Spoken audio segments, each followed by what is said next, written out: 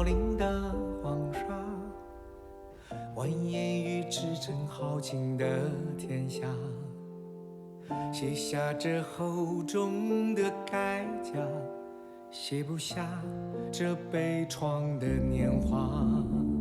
铿锵的温柔，忠义的绵绸，此情动我悠悠。手中的美酒洒在热血滚烫的胸口，往事翻涌，人生如囚。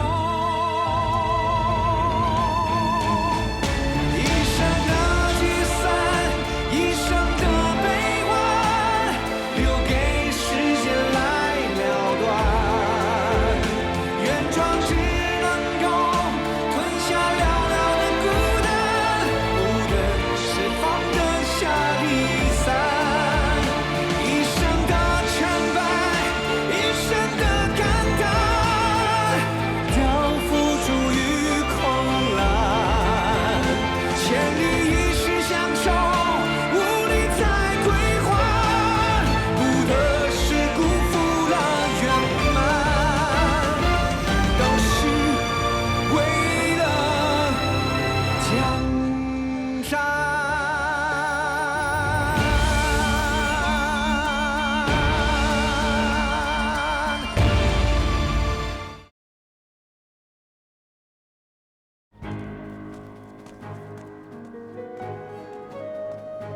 从这块令牌的制式和纹路来看，确实是出自宫中。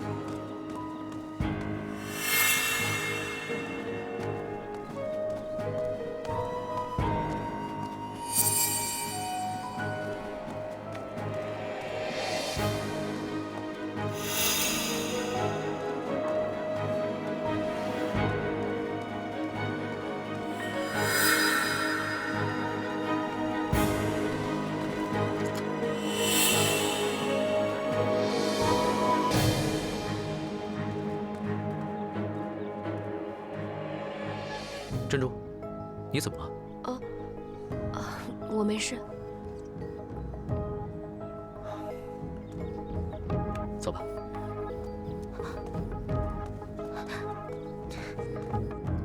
林志这一身药香，与他的慈悲和善良，都是透进骨子里的，跟我们谈儿真是再合衬不过了。母妃没有赞了。林芝别谦虚啊，母妃说的没错，我自己选的爱妃那肯定是最好的。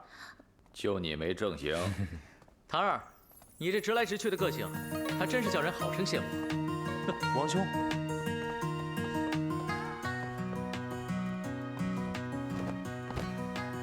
儿臣带沈如人和崔如人来给父王、母妃请安。儿妾崔氏彩萍，儿妾沈氏珍珠，拜见父王、母妃。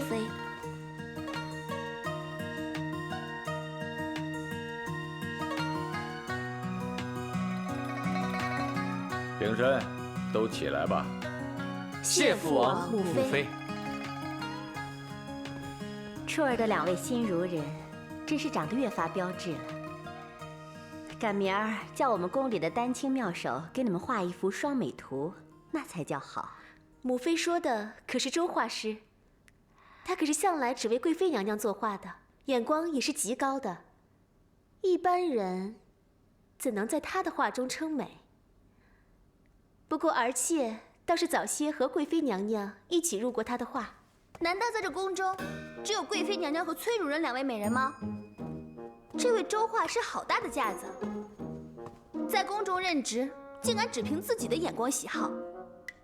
看来我这东宫连一个小小的画师都驱使不得了。君主误会了，母妃，儿妾绝无此意。没关系，自家人说话不必那么拘谨。又打着护心。你看看你，又是从哪里疯回来的啊？全没了规矩。这身衣服，要是穿在寻常人家身上也就罢了，可是你贵为郡主，居然穿成这样就闯进宫来，也不怕被陛下知道了？皇爷爷才不会管呢。若儿给父王、给太子妃娘娘请安，给三王兄、三王嫂请安，给大王兄请安。新嫂子好，郡主好。若儿，没规没矩的，看样子应该给你再请2个教习女官，多教你一些规矩，省得以后出嫁了还要被别人笑话。父王，若你执意要我嫁给郑旭那个大猪头，我就剃光头为尼，终生不嫁。你敢？若儿，行了，不管他，看他能拧到什么时候。殿下小心自己的身子，若儿还小，等她长大些，自然就懂事了。好了，姑有些累了，下去歇息一会儿。你们也都退下吧。初儿，你随我来。本来呢，还想再跟你们说说话，不过这几天我这身体也乏得很。檀儿，能不能留下你的宝贝爱妃给我摸摸脉啊？好啊，我的爱妃那可是华佗在世。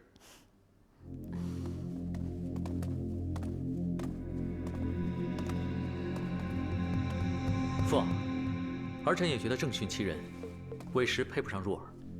你以为姑不知道这个郑训是个什么东西？实属无奈啊。初儿，此事若儿不理解，你也不理解吗？以后不要提及此事。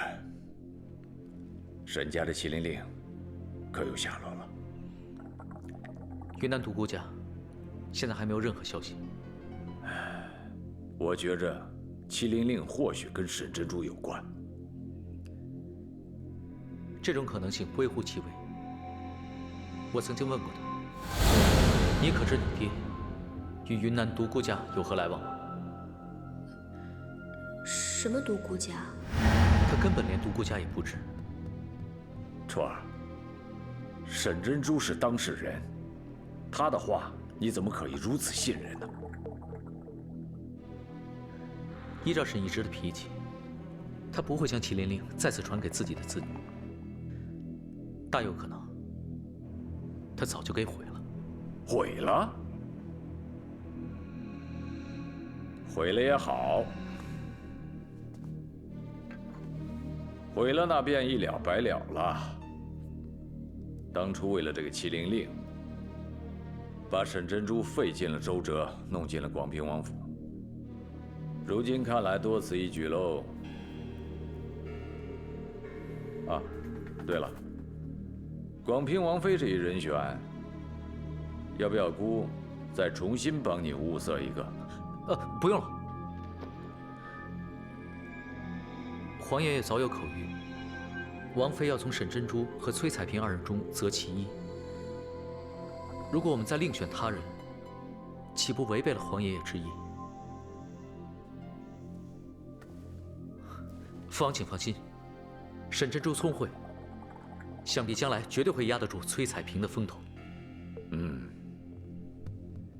也好，周儿，你做事稳重，你的广平王府也不需要姑多操心。可是这个麒麟令始终没有确切的消息。我是听说沈家在出事的时候有一年幼公子失踪了，此公子是否和麒麟令有关？儿臣明白。儿臣现在就派人去寻找沈家幼子下落。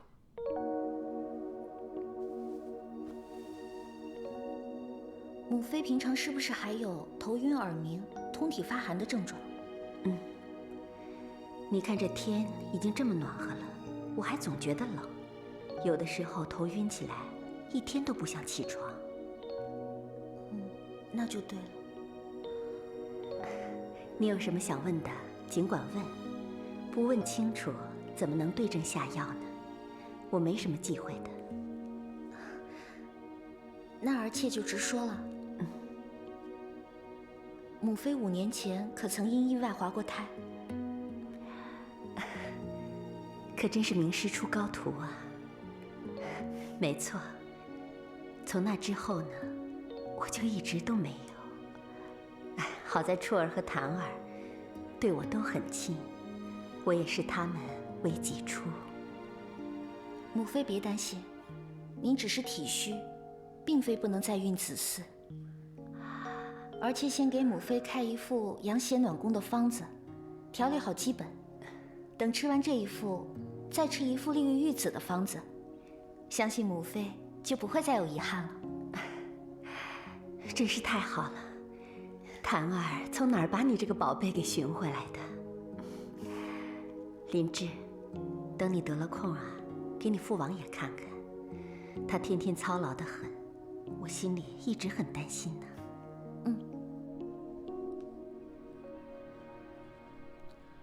今日在宫中所见令牌，顶端刻文确实各有不同。我发现各殿管事公公所配令牌，顶端皆是各种花形刻文；各殿侍卫所配的令牌，却是五行刻文。这块令牌虽然不全，可是还是依稀能够看到边缘的一些纹路，未必不能推演出来。只是这刻文既不像花纹，也不像五行纹，倒像是鸟的尾巴吗？鸟的尾巴。的确，是奇鸟纹。素瓷，你真聪明，总算是有些眉目了。小姐，要不要跟安将军留下的探子联络一下？或许能从宫中查到这奇鸟纹来自何处。好，素瓷，你把东西收拾一下，我现在就去。是。哎，你这匆匆忙忙的要去干嘛呀？素瓷，你先退下吧。是。你还没有回答我呢，你这要干嘛去啊？我要去找你啊，李兄。你还叫我李兄啊？李兄是不太合适啊。殿下，王爷，都不好，他们天天这样叫我，一点意思都没有。不然就叫我单名吧。单名叫不出口。既然这样，你也可以叫我乳名，东郎。我母亲之前一直这样叫我的。你的母亲，韦妃娘娘吗？娘娘，不过是过眼云烟。如今，也就是青灯古佛伴着她了。未必不是好事啊。纵使繁华不在，却也不用再提心吊胆，得心中安宁。你竟然跟他说的一样。来，叫一次试试看。啊？我的乳名啊。哦。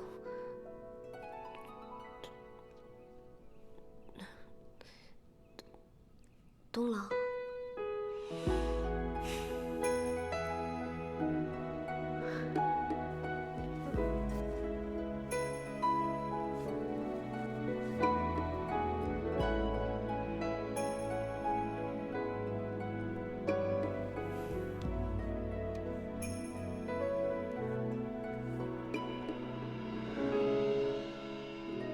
果然很般配，这是母亲最喜欢的东西。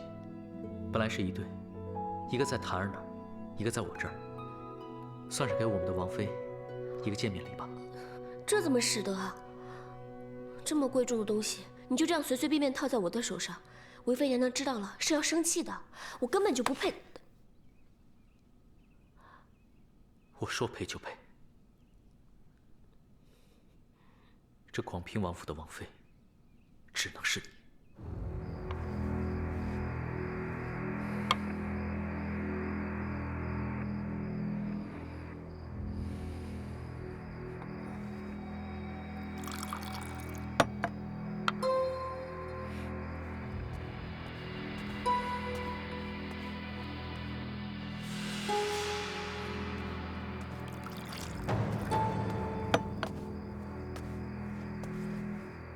二公子，夜已经很深了，二公子还不歇歇？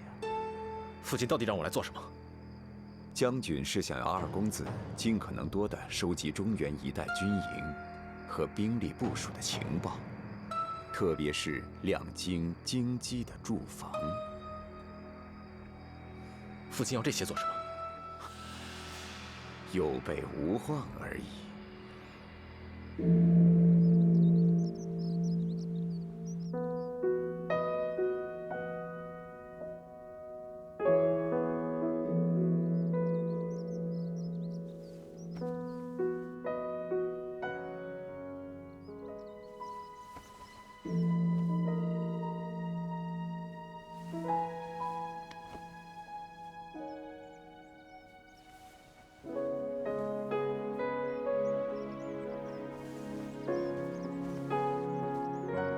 爹，娘，你们再等等女儿，女儿绝不会让你们无辜枉死。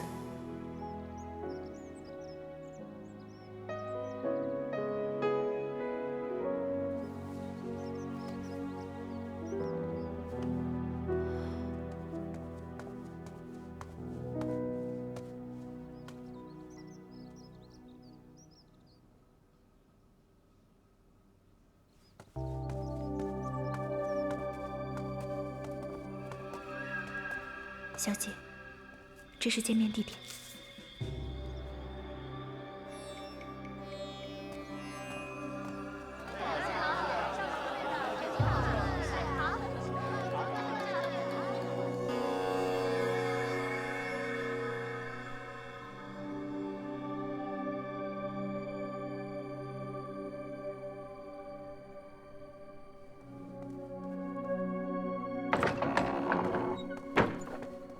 二哥，安公子，你可不要乱来。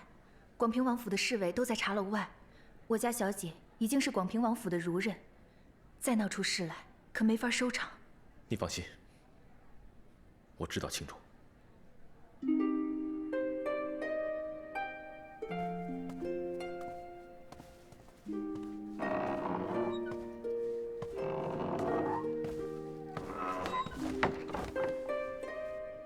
安二哥，上次安伯伯有没有责罚你呀？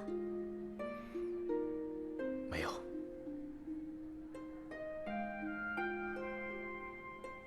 从前，我曾想过，你挽起头发会是什么样子，但绝不是现在这样。好了，安二哥，我们先不说这个好吗？不过没关系，你总有查明真相、恩怨了结的那一天。我会一直守着你，帮你，也等着你。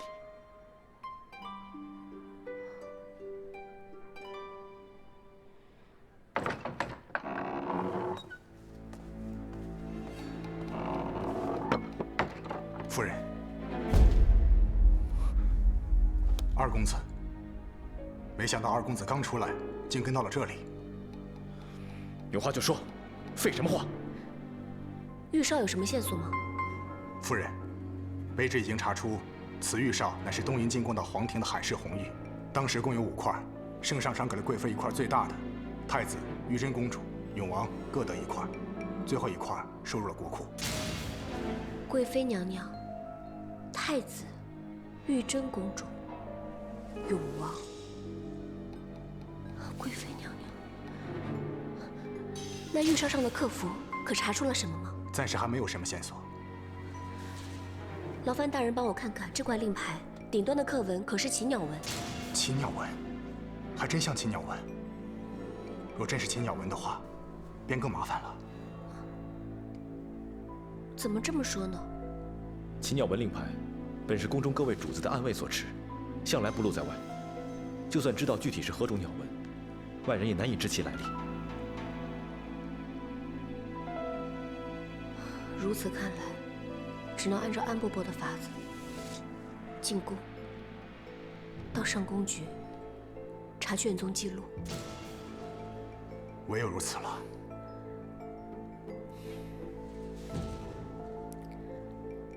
安儿哥，我弟弟有什么线索了吗？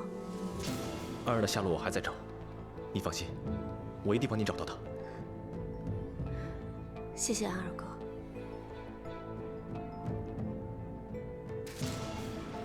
那我得走了。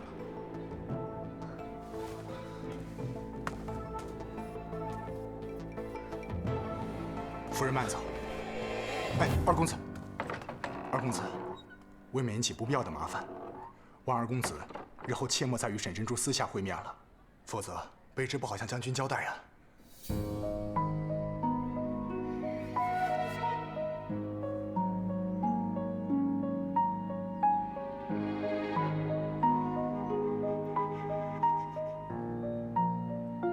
小姐，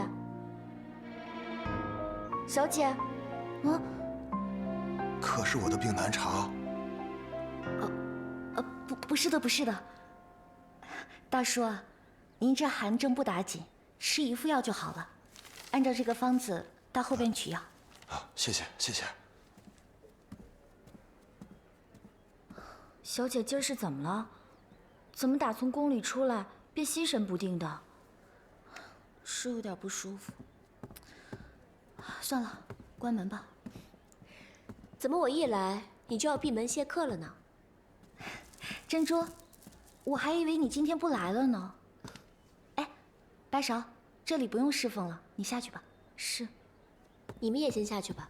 是。来，快坐下。那日入宫有不少收获，要是以后能去趟上宫局就更好了。上宫局可不是轻易能进去的地方，你不要着急冒险。广平王殿下那儿呢？我看他十分护着你，可是没问题了。只怕是更大的问题要来了。啊？你看啊，他给了我这只玉镯，你是否也有一只啊？这不是殿下母亲，广平王要选你当王妃。这是好事情啊，珍珠。姐姐，你知道的，我入王府只是为了找到凶手，根本就不是想当王妃啊。诸多隐瞒，本就对他很愧疚，他又这样对我，我却不能回应他，这心里实在是……可是找到凶手之后呢？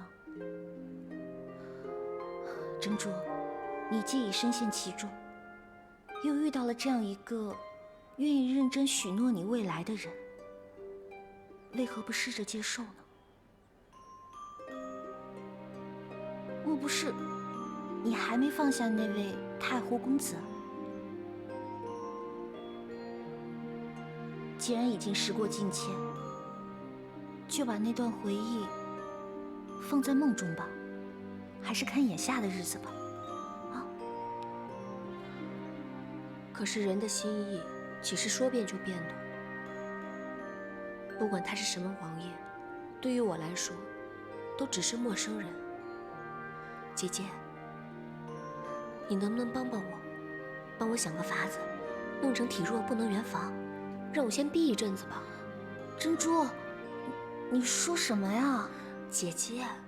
你知道的，我成婚本来就是迫不得已。珍珠，你这是……宫中的御医那么厉害，普通的法子也未必糊弄得了啊。姐姐是神医，我知道姐姐肯定是有办法的。办法当然是有，先用针封住几个穴位。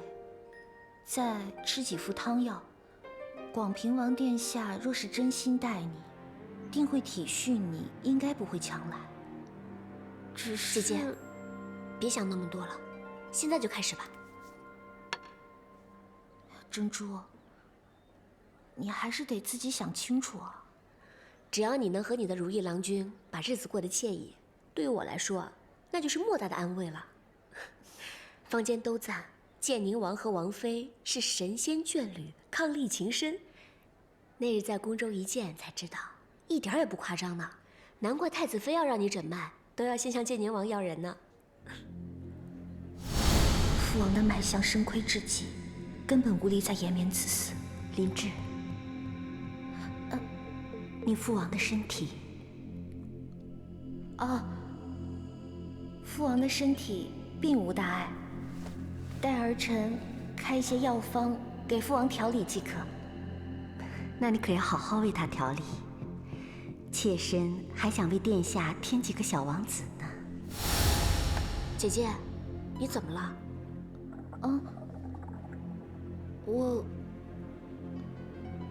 我有件烦心事，都憋一天了，也不知道该不该说。那你快跟我说说吧。我今天帮太子和太子妃诊脉，我发现父王的脉象急虚，根本无力再延绵子嗣。可我当着他俩的面儿吧，不好说出实情，只好搪塞了过去。你说，我到底应不应该告诉他们啊？千万不要说，知人短处，横生祸端。你不是说了吗？宫中的御医也都非常厉害，难道他们就诊不出来吗？对啊，只是太子正值盛年，若是说他已经无力绵延子嗣，岂不是大逆不道吗？再说了，让太子妃娘娘抱有希望，也没有什么不好的。这件事你千万不要说出去，也是保护自己。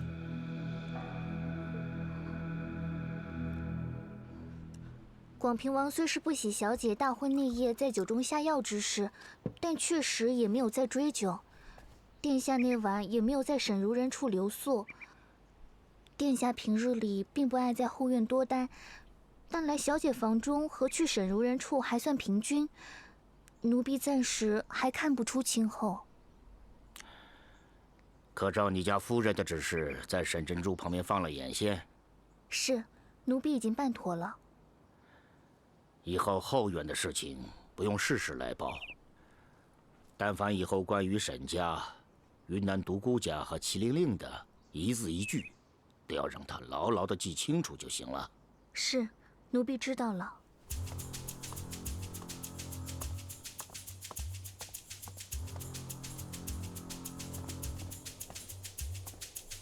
素瓷，姐姐，你家小姐把玉镯落在记事堂了，我家小姐让我赶紧送过来。姐姐费心了。我家小姐还有话要我带给你家小姐，不管你家小姐如何想，广平王殿下的心意却是珍贵至诚的。这玉镯对殿下来说意义非同寻常，它既赠予了你家小姐，望你家小姐珍视之。谢谢姐姐。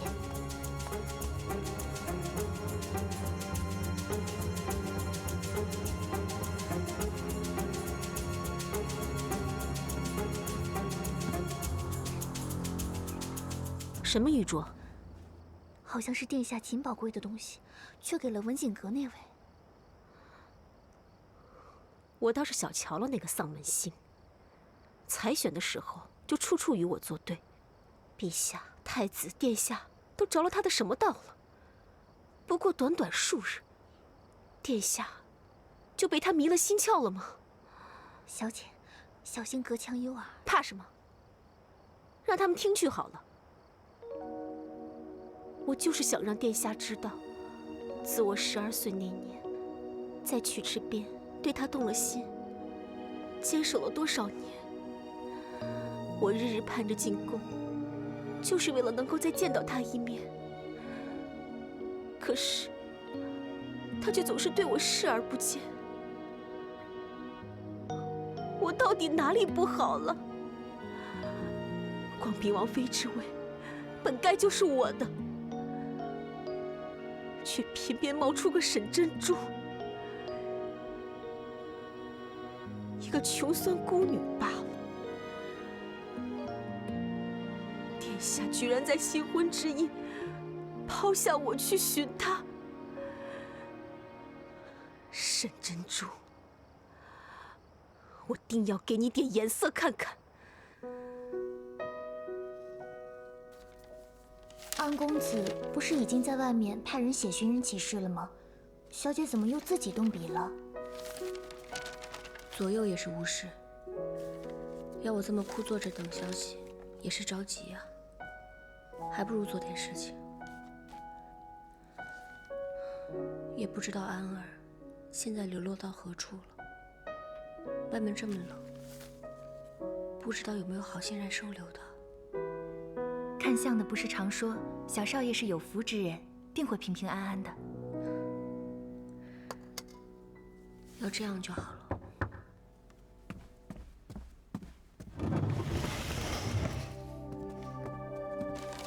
夫人，暖炉已备好。有劳了，给我吧。这里不用你伺候了，下去吧。是。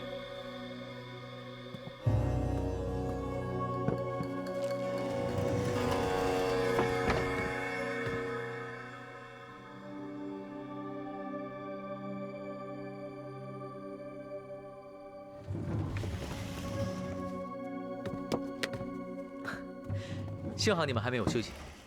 这个是我特意给你买来的，只是今天出宫的时间有点晚，在西市转了好一圈才发现一家没收摊的。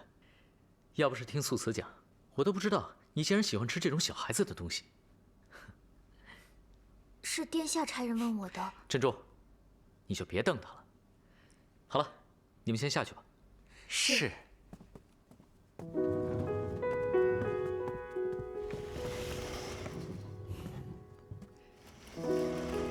珍珠，你就不要去怪他了。我就是想从素瓷那里多知道一点你喜欢的东西。来，尝一尝吧。不过这么晚了，你只能吃一个。如果你喜欢的话，我明天再去那个地方给你买。殿下平日里那么忙，就不要再为这些小事情操心了。你叫我什么？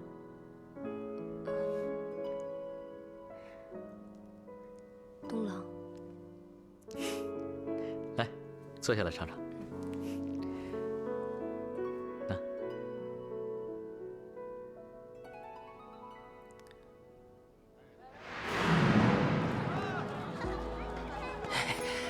少爷，我好不容易找着他，您要他干嘛呀？谢谢。我娘说，疼了吃甜的会更甜。甜吗？嗯。再吃一个吧。来，你就把它全吃了吧。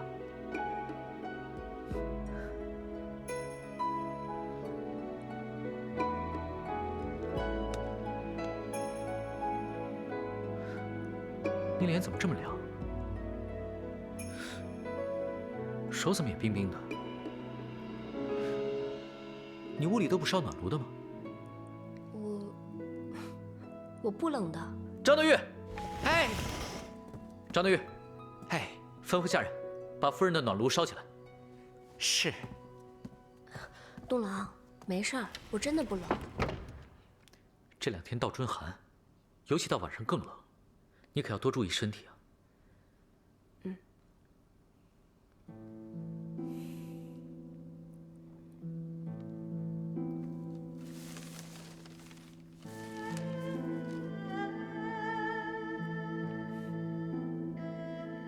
你弟弟长得可跟你一点都不像。安儿长得像我爹，他板起脸来不笑的时候，跟我爹一模一样。我娘常说，要是再给他贴个胡子，就是活脱脱的一个沈芋头。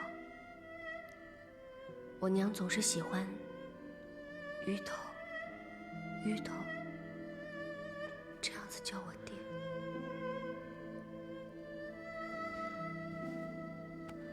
珍珠，你别再想了，想哭就哭出来吧，毕竟在我面前，哭出来也没什么丢人的。我已经派人去找安儿的下落了，一定会找到的。殿下，进来。殿下。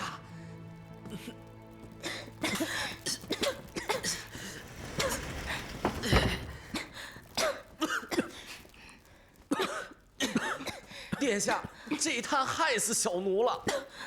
公公，你没事吧？多谢沈主任关心，没事儿。张德玉，你这耍的什么宝？我，殿下，不怪张公公，给我们的就是这种炭。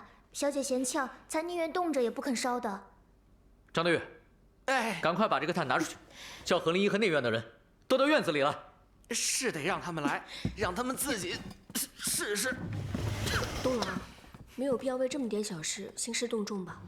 我真的不冷，而且再过2、3天，这天就暖和了。珍珠，你在这里不止住2、3天，以后这里就是你的家了。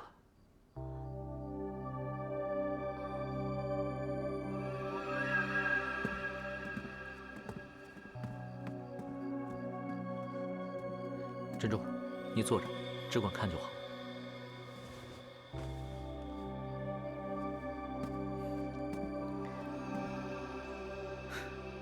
我竟不知道，我广平王府竟然落魄到这个地步，连主子烧的炭都用不起了。何灵一，到底怎么回事？奴婢日前令内司房分配的，全是上好的银骨炭，只因奴婢一时疏忽，未亲自督促，不想分到文景阁的木炭，竟是奴婢日前命内司房处理掉的库中受潮的木炭。内司房，说话！老奴确实嘱咐下去了，老奴也不知道是怎么回事儿。你不知？那你的意思就是，你跟这件事情完全没有关系，都是下头的人做的。小奴冤枉，分明是管事出的主意，将文景阁的银骨炭偷出王府外变卖。小奴惶恐，不知该如何交代。管事的还说，文景阁的那位无家无爸，闹不出什么动静来。管事的这样说，小奴自是做不得主啊。将王府的银骨炭偷出去变卖，你们真是好大的胆子！怎么，平时都没有分到钱吗？内院的事务，本王平时不常管，但没想到竟然养出你们这帮见风使舵、中饱私囊的刁奴！无家无爸，你们当本王是什么？本王的人也敢欺负？奴婢监管不力，甘愿领罚。何灵一，罚你2个月的月钱，1个月之内，将内院所有的事务整理清楚，全部移交到沈如人的手上。往后，内院的所有事务都由沈如人全权处理，不准有任何的怠慢。是。张德月，在。内司房这一干人等，重打40大板，撵出府去，永不准再用。是。好了，都散了。是。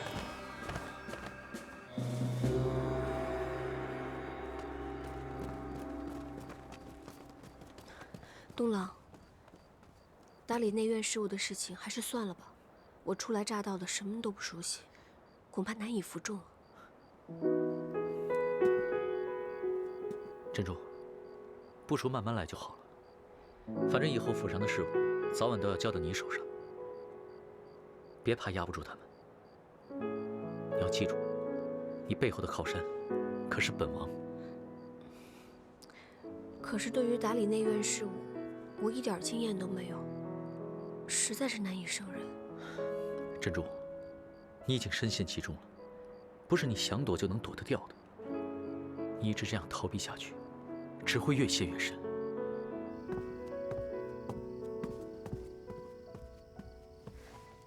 夫人，殿下说要让这……你说什么？殿下居然让沈珍珠打理内院事务？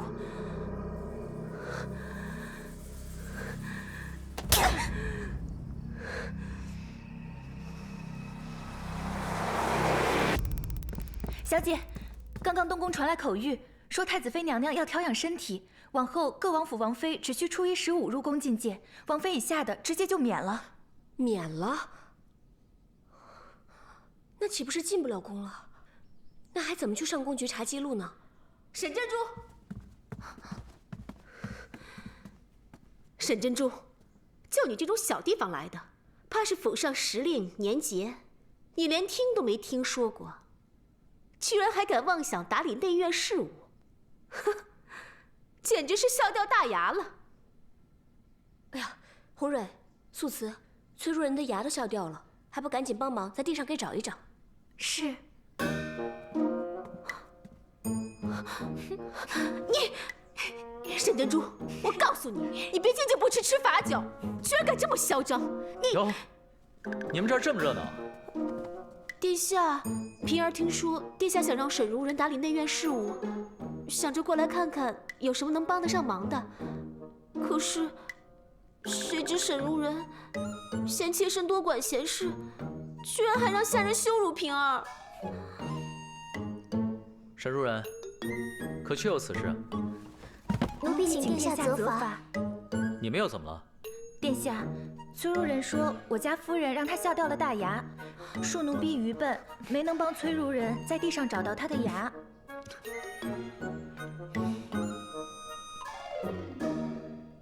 既然如此，就罚他们抄写王府规矩守则100遍。是。崔如人，本王倒是很想知道，你同沈如人都说了什么趣事，居然可以让你笑掉大牙？回殿下，因为妾身是小地方来的，没见过世面，可能对姐姐问的话一知半解，一时反应不及，姐姐定是觉得有趣，所以让姐姐发笑了吧？应该是吧。姐姐出身显贵，想来也有大家气度。妹妹不会说话，还望姐姐多多包涵原谅。崔如人，沈如人都这么诚心道歉了，你看如何呢？